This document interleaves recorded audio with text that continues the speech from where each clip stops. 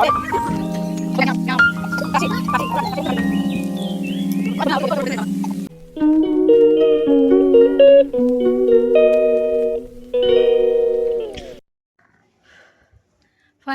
আজকে আমরা চলে যাচ্ছি বাড়ি থেকে। তো চলো, 3 দিন ছিলাম, বিয়ে বাড়ি কাটালাম, তো এবার যাচ্ছি বাড়িতে। চলো পরে তোমাদের সঙ্গে দেখা হচ্ছে। বাড়ি থেকে ফেরার পথে দেখলাম মেলা হচ্ছে সেন্ট্রাল পার্কে, পুষ্প মেলা। তো মেলা হয়ে গেছে 3-4 দিন ধরে, ভাঙা মেলায় আমরা ঢুকছি। তো ভাবলাম দেখি কি পাওয়া যায় ঘোরাঘুরি করে। তো আসলাম একটা গিফটের দোকানে, এখানে দেখলাম অনেকগুলো ঠাকুর বিক্রি হচ্ছে। তো সেখান থেকে একটা ঠাকুর, গণেশ ঠাকুর কিনে নিলাম মায়ের জন্য। মায়ের গণেশ ঠাকুরের দরকার ছিল এর জন্য। তো মা এবার থেকে ওই গণেশ ঠাকুরটাকে পুজো দিতে পারবে। এই যে ঠোঙার মধ্যে করে নিয়েছি, সাবধানে নিয়ে যেতে হবে। তারপর বাড়িতে এসেছি, এসে আর কিছু রান্না করতে ভালো লাগছিল না, ডালিয়া বানিয়েছিলাম, তো ইভানকে দিয়েছি, আমরাও একটু একটু খেয়ে নিয়েছিলাম। এটা হচ্ছে পরের দিনের ভিডিও। রাতে একটু ঘুম হয়নি, শরীরটা দেখতে পাচ্ছ খুব খারাপ। আর ইভানের পাপা তো ছিল না, তো আন্টি আমাদেরকে ডক্টর দেখাতে নিয়ে আসলো। ওই যে আন্টির কোলে হচ্ছে ইভান আছে। ইভানেরও খুব শরীর খারাপ, আমারও খুব শরীর খারাপ হয়েছিল, কিন্তু কি করব, কারণ এত হই হুল্লো করার পরে বাড়িতে এসে শরীরটা খারাপ হয়ে গেছে। আমার একার নয়, মা ছেলে দুজনেরই আর কি। এই প্রায় 1 সপ্তাহ ধরে কোনো ভিডিও করতে পারিনি, আর মানে বিছানা থেকে উঠতেই পারিনি, খুব কষ্ট হয়েছে। সেই তার মধ্যেই রান্নাবান্না ছিল, কোনো রকম করেছি, হয়তো করিনি, আন্টি তরকারি দিয়েছে, এইভাবেই আর কি চলেছে। তারপরে এই প্রায় 1 সপ্তাহ পর ভিডিও শুরু করছি আর রান্নাও করছি। কি রান্না করছি তোমাদেরকে দেখিয়ে দিই। আজকে রান্না হবে হচ্ছে বেগুন, আলু, মটরশুঁটি দিয়ে রুই মাছ দিয়ে রান্না করব। আর হচ্ছে নিরামিষ সবজি সব কিছু, কুমড়ো, পটল, তারপরে বাকি যা সবজি থাকে বেগুন টেগুন দিয়ে একটা নিরামিষ সবজি করব। তো এই 2 পদই রান্না করব। আজকে একটু শরীরটা ভালো লাগছে, সেই জন্য রান্না করতে এসেছি। তো ভাবলাম আজকে থেকে আবার শুরু করা যাক, এর জন্যই। আর জানোই তো ছোটো বাচ্চা থাকলেই দুষ্টুমি করে, আর এই 3 বছর বয়সটা খুবই সাংঘাতিক। এই সময় বেশি দুষ্টুমি করে, ঘরে এটা টেনে বের করে, ওটা টেনে বের করে, আর জেদ করে খুব। এর মধ্যেই আমার সমস্ত কিছু করতে হয়। আর তারপরে শরীরটা খারাপ থাকলে বাচ্চাদের আরও খিটখিট খিটখিট করে, খ্যান করে, আর ওর খ্যানের যন্ত্রণায় আমার মাথা যন্ত্রণা হয়ে যায়, আমার শরীর খারাপ হয়ে যায়, এই হচ্ছে বিষয়। তো যখনই শরীরটা খারাপ হলো, মা ছেলে দুজনেরই হয়ে গেল, এটাই সমস্যা। এবার কে করবে? ইভানের পাপার একটু খাওয়া দাওয়ার অসুবিধা হচ্ছে, কিন্তু কি করব, আর আন্টি ছিল বলে এই যাত্রা বেঁচে গেছি। কারণ আন্টি অনেক হেল্প করেছে, আমার জন্য অনেক করেছে। আর ইভানকে তো নিয়েই রাখে, আর এই শরীর খারাপের সময় যে পাশে থাকে সেই একমাত্র প্রকৃত বন্ধু, তাই না? তো যাই হোক, ওপরওয়ালা কষ্ট দেয় ঠিকই, কিন্তু কষ্টটা সহ্য ক্ষমতাটাও দেয়, তার বিকল্প আর কি হয়ে যায় আর কি। যাই হোক, আমি তরকারিটা বসিয়ে দিয়েছি, আগে ভাতটা করে নিয়েছি। আর একটা ছোট গ্যাসে তাড়াতাড়ি করতে হয়। দেখো জাল একদমই ওঠে না, কারণ একটা একটা করতে অনেকটা দেরি হয়ে যায়।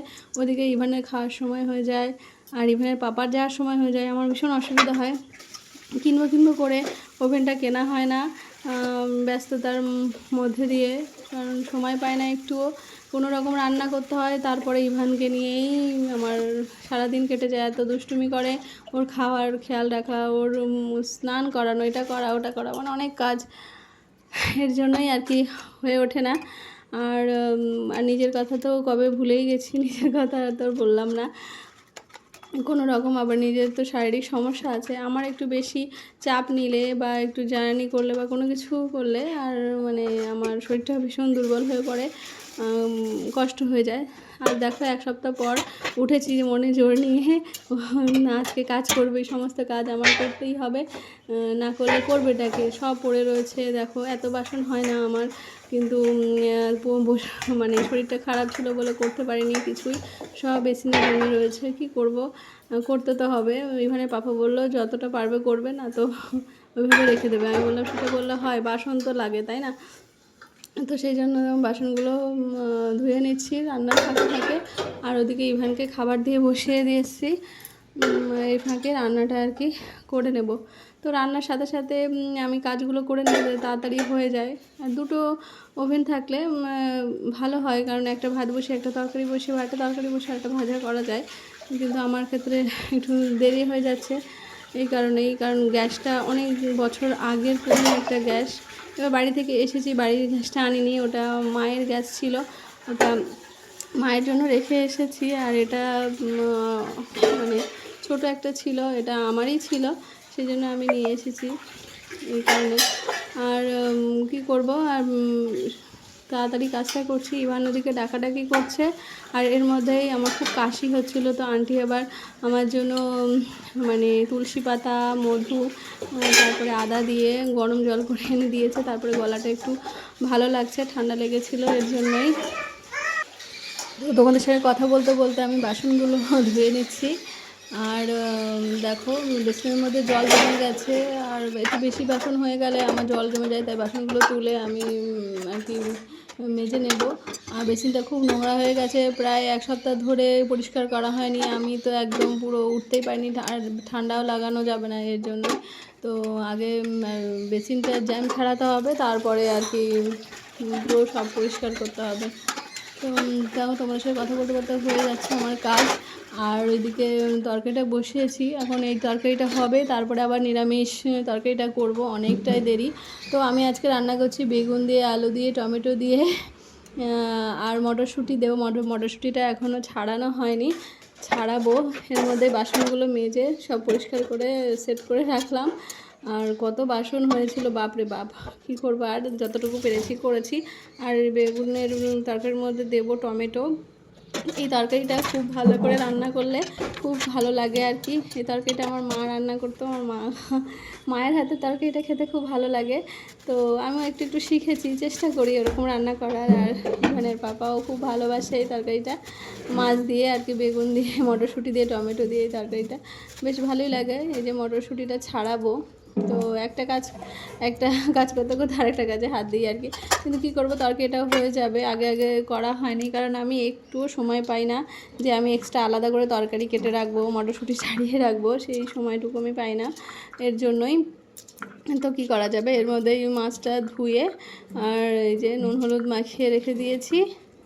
তো রুই মাছ এনেছিল হচ্ছে কাঁচরাপাড়া থেকে। ও ক্লাস ছিল বারাসাত থেকে ফেরার পথে কাঁচরাপাড়া স্টেশনে নেমে আর কি মাছ নিয়ে এসেছিল। ও প্রায় এক সপ্তাহের মাছ এনে রেখে দেয়, আর আমি টুকটুক করে আর কি রান্না করতে থাকি আর কি। আর মাছ ছাড়া আমার তো একটু ভালো লাগে না, মাছ খেতে ভীষণ পছন্দ করি, সবাই পছন্দ করে, ইভানও মাছ খুব পছন্দ করে আর কি। সেই জন্যই আর কি মাছ ছাড়া তো আমরা বাঙালি মানুষ আর কি হয় না, এরকম একটা ব্যাপার। যাই হোক, আমার দেখো মটরশুঁটি ছাড়ানো হয়ে গেছে, এবারে তরকারির মধ্যে দেবো। এখন মটরশুঁটির দামটা একটু কম, তো বেশি করে এনে রাখা হয়েছে। তো মটরশুঁটিগুলো দিয়ে দিলাম তরকারিতে। এই মটরশুঁটিটা দিলে আরও স্বাদ হয়, তরকারিটা হেভি লাগে, মানে কি বলবো, না খেলে তোমরা বুঝতে পারবে না। এদিকে ভাতটা ঢেলে রাখলাম, কারণ হাঁড়িতে ভাত রাখলে ভাতটা জমে যায় আর কেমন দলা দলা হয়ে যায়, সেই জন্য ভাতটা ঢেলে রাখলে ভালো হয়। তো সেই জন্য ভাত ঢেলে রাখলাম, তারপর হাঁড়িটা খালি করে দেবো মাজার জন্য। আর এদিকে দেখো লেবু নিয়ে এসেছিলো বাড়ি থেকে, লেবুগুলো খুব সুন্দর রস আছে। আর মানে কি বলবো, লেবুর মানে শরবত খেতে খুব ভালো লাগে। আর আমাদের এই গাছের লেবু মানে অনেক ফলে, বাবা লাগিয়েছিল গাছটা, এত সুন্দর লেবু হয়, মানে কি বলবো, মানে মানে কি বলবো, আর মানে ভাষায় প্রকাশ করা যায় না, খুব ভালো লেবু আর কি। যাই হোক, এদিকে দেখো তরকারির ঝোল কমে এসেছে, এবার মাছটা ভাজবো, তারপরে দিয়ে দেবো আর কি। এর মধ্যে দেখো কোথায় লাগিয়ে নিয়ে এসছে, এসে ওই দুষ্টুমি করছে। দেখো পিডিয়াশিওর দিয়েছিলাম, কলা দিয়েছিলাম, সব অর্ধেক খেয়ে রেখে দিয়েছে, আর সব ঘর এলোমেলো করে বেড়াচ্ছে। আর আমার এখন এইগুলো সব পরিষ্কার করে দেন স্নান করতে যেতে হবে, কারণ তরকারিটা অনেকটা দেরি হচ্ছে, কারণ তরকারিটা একটু নামিয়ে তারপরে মাছটা ভেজে নিলাম। মাছটা যেহেতু দিতে হবে, কারণ মাছটা আগে ভাজলে ভালো হতো, যেহেতু আমার বাসন ছিল বেসিনের মধ্যে, সেই জন্য পারিনি। দেন তারপরে ইভান পটি করে ফেলেছিল, এর জন্য আমি স্নান করে দিয়েছি। আমি ভাবলাম যে এই তরকারিটা স্নান করে তারপরে করব। সব পরিষ্কার পরিচ্ছন্ন করে দেন মা ছেলে মিলে স্নান করে এসেছি, এইবারে ইভানকে খাওয়াবো। কারণ এতক্ষণে আমি আর কি দম নিলাম। তারপরে এই যে ইরফানে তো দুষ্টুমি শেষ নেই, চেঁচামেচি শুরু করে দিয়েছে। এখন সস খাবে, দুপুরবেলা কেউ সস খায়? তো এখন সস খাবে। তো তাও জেদ করে দিলাম, একটুখানি খেলো। একটা মাছ ভাজা রেখেছি, মাছ ভাজা দিয়ে ঘি দিয়ে ওকে ভাত খাওয়াবো, এর জন্যই। আর ও রুই মাছ, ইলিশ মাছ, কাতলা মাছ এই মাছগুলো খায়, আর অন্য কোনো মাছ খায় না। সেই জন্য রুই মাছ দিয়ে ঘি দিয়ে ভাত নিয়ে এসেছি, ওকে খাওয়াবো। আগে সসটার দিকে তাকিয়ে রয়েছে, সস খাবে আগে। এত যে দুষ্টু করে, মানে কি বলবো, মারাত্মক। এখন বসে বসে মাছটা খাবে, তারপরে ভাত খাবে। ও আবার মাছের সঙ্গে ভাত মেখে দিলে খাবে না, ও আগে মাছটা খাবে তারপরে ভাতটা খাবে, মানে সব কিছু উল্টো কাজ করে। কিন্তু কি করব, অনেক রকমভাবেই ওকে ভুলিয়ে ভালিয়ে খাওয়াতে হয়। আর খেতে তো চাই না, দেখতে পাচ্ছ এমনি রোগা। ওই দেখো, মাছটা একটু টাইট করে দিইনি, সেই জন্য ঢিলা হয়ে গেছে, মুখ দিয়ে বের করে দিল। এর মধ্যেই ওকে খাওয়াতে খাওয়াতে তারপরে ইভানের পাপা চলে আসলো, সে স্নান করলো, আর আমি তখন ভাত টাতগুলো নিয়ে এসেছি ঘরে। আর এবার আমরা খাওয়া দাওয়া করবো। তারপরে সেই ফাঁকে আমি তরকারিটা করে নিয়েছিলাম, নিরামিষ তরকারিটা ইভানকে খাওয়ানোর পর। দেন আমরা এসেছি খেতে, প্রায় আমাদের 3:30 বেজে গেছিলো খেতে খেতে। এই যে দেখো, বেগুন আলু মাছ দিয়ে তরকারি, আর হচ্ছে নিরামিষ তরকারিটা করেছি। তো এই খাওয়া হবে। আর তার আগেই প্লেট নিয়ে আসলে ও আগে থালাটা নোংরা করে, আবার আমাকে ধুতে যেতে হয়, এই করতে থাকে সারা দিন রাত। তো খাওয়া দাওয়া করে একটু হাঁটাহাঁটি করছিলাম, এর মধ্যেই ও ঠাকুমাকে দেখে ঠাকুমার কোলে যাবে। তো ঠাকুমাকে খুব ভালোবাসে, ঠাকুমাও ওকে খুব ভালোবাসে। তো দেখো দৌড়ে দৌড়ে করছে। তো ভাবলাম যে থাক, ঠাকুমার কাছে আছে যে কাল কিছুক্ষণ, আমি তাহলে যাই। আন্টি বললো ঠিক আছে তুমি যাও, রেস্ট করো, ও আমার কাছে থাকুক। তা বললাম ঠিক আছে যাই, একটু বসি। আর ও তো আসবেও না, আর বিড়াল দেখছি, ফুল দেখছে। আর প্রায় বিকাল বিকাল হয়ে গেছিলো আমাদের খেয়ে উঠতে উঠতে, 4টে 4:30। তো ভাবলাম আর ওকে আর দুপুরে শোয়াবো না। তারপরে আমি চলে আসলাম ঘরে। দেন কিছুক্ষণ পরে আবারও চলে আসলো, এসে এই দেখো একটু শুয়েছে। আমার থাক তাহলে একটু রেস্ট নিই, দিনে একটু ভালো লাগবে, কারণ আবার বেশিক্ষণ শোয়ানো যাবে না, আবার রাতে মানে জাগবে আর কি, ঘুমাতে দেবে না। দেন সন্ধ্যাবেলা আন্টি এই দেখো পিঠা বানিয়েছিল, এটা শুকনো পিঠা আর এটা হচ্ছে ভিজে পিঠা, দুধ চিতই পিঠা যেটা বলা হয়। তো খুব সুন্দর পিঠে বানায় আন্টি, প্রায় বানায়, আমাকে দিয়েছে সন্ধ্যাবেলা টিফিন হিসাবে। আর এই দেখো একটু চা বসিয়েছি, এই সন্ধ্যাবেলা আমরা চা খাবো, আর ওদিকে টিফিন হিসাবে পিঠা আছে। আমি শুকনো পিঠাটা খাবো, আর ইভানের পাপা দুধ পিঠাটা খাবে আর কি। এখন আমি আর দুধ খেতে পারি না, একটা সময় ছিল দুধ খুব প্রিয় ছিল আমার, কিন্তু এখন মানে প্রচণ্ড গ্যাস হয় দুধ খেলে, এখন খেতে পারি না। আর দেখো সন্ধ্যাবেলা আবার ওর জন্য একটু ম্যাগি বানিয়েছিলাম, আর ম্যাগি খেয়েছে। ম্যাগি খেতে খেতে বলছে আমার আঙুর দাও, সন্ধ্যাবেলা আঙুর খাবে। আমি বললাম বাবা সন্ধ্যাবেলা আঙুর খেতে নেই, তুমি ম্যাগিটা খাও। তো ম্যাগি খাওয়ার পরে ওকে আন্টি যে পিঠাটা দিয়েছিল ওটা দিয়েছি, তো ওটা বসে বসে একটা খেয়েছে। তো প্রায় ওর পেটটা ভরা ভরা হয়ে গেছে, তো রাতে কী খাবে জানি না। তো সন্ধ্যাবেলা বসেছিলাম, ইভানের পাপা বলছে কেমন লাগছে প্যাঁচার মতো, মুখ টুক শুকিয়ে গেছে, যাও সাজুগুজু করো। আমি বললাম দূর, ভালো লাগছে না আমার। তো তারপরে ও মানে কাজল, সিঁদুর, মেকআপ সব কিছু নিয়েছে আর মুখে মাখিয়ে দিল। তারপরে আমি আবার নিজে থেকে একটু রেডি হলাম। আর তারপরে ইভানের পাপার জন্য এই যে সেমাই বানাচ্ছি সন্ধ্যাবেলা টিফিন হিসেবে, আর রাতেও খেয়ে নেবে রুটি দিয়ে।